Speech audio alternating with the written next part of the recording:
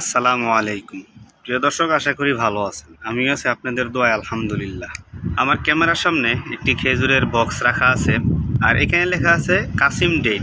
এই খেজুরটা আল কাসিম থেকে একজন নিয়ে এসেছে, তারপর আমাদেরকে হাদিয়া দিয়ে গেছে। আসলে ভিডিওটা করার কারণ হচ্ছে রিজিক।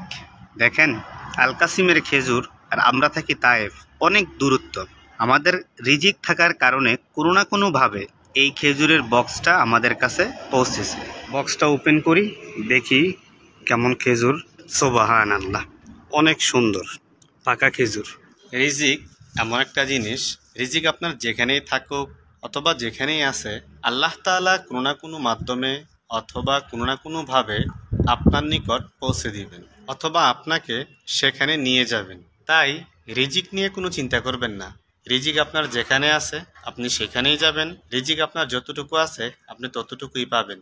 আপনার রিজিকের এক দানাও কেউ খেতে পারবে না, কেউ নিতে পারবে না।